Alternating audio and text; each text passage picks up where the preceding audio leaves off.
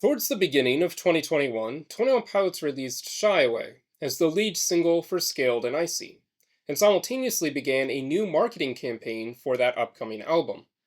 When new promotional photos were released, fans quickly noticed a small, but potentially significant, detail. For as long as anyone can remember, for all promotional photos with the duo, the pair have always stood in the same place: Tyler Joseph on the right and Josh Dunn on the left. However, in these promotional photos for Scaled and Icy, at least in most of them, Josh Dunn now stood on the right, with Tyler having moved to the left. Given 21 Pilots' proclivity for dropping significant clues and hints in seemingly irrelevant details, particularly during the previous era for Trench, and the fact that the Scaled and Icy era had already been labeled as propaganda, many began to wonder what this change signified about Josh. The next single off of Scaled and Icy revealed even more, with the music video for Choker, in which Josh was depicted as the antagonist to Clancy, using an unexplained power to turn him into an inanimate bobblehead. Then more theories and speculation began to emerge, with the leading idea being that Josh had been brainwashed by the bishops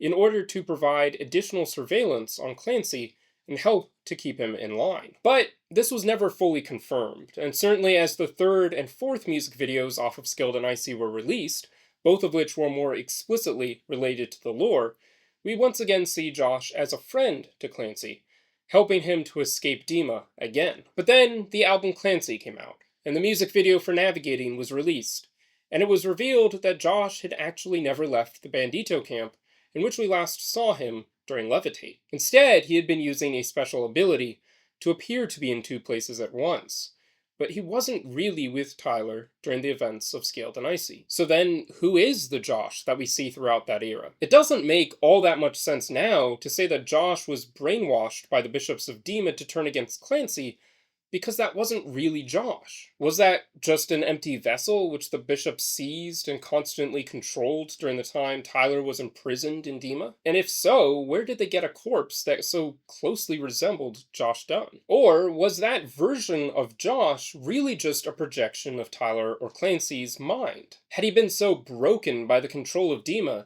that he began to imagine his own friend and guide had turned against him, or would turn against him if he were actually there? This theory also raises a number of important questions, and certainly opens up the possibility that any number of people or events that we see in the Dema story were just figments of Clancy's imagination. I mean, is Ned even real? This also ties into a broader question which has been bugging me as of late, which is this: are all appearances of Josh or the Torchbearer simply just figments of Tyler's imagination? Or at the very least, is only one instance of Josh actually Josh himself with self-control, and all the rest are just the result of Clancy's overwrought and overactive imagination? Is Clancy losing his mind? Yes, it is true that in the Clancy release livestream, Tyler tells us that the Torchbearer has a power which has not been fully demonstrated or realized yet. But then the video for Navigating doesn't really do much to show us more about the power itself. Instead, it actually implies that Josh has just been a figment of Tyler's imagination. For instance, if Josh did have the ability to coexist in two places at once, then we wouldn't be shown a series of flashbacks in which it is revealed that Clancy was, in fact, traveling alone. That just implies that Josh was never even there, in any sense of reality, even a magical one. So how do all these questions help us to answer the initial one, to uncover the identity of the Scaled and Icy Josh? I'm not sure they fully do, and I'm not sure we can fully ever answer this question without being shown more about the Torchbearer's powers. However, I do think the best guess we can make is that ever since the events of Trench, the Torchbearer has been nothing more than just a projection of Clancy's troubled mind. But what do you think? With that being said, thank you for watching, and be sure to comment your own thoughts on this question below. And don't forget to subscribe for more music commentary and reviews.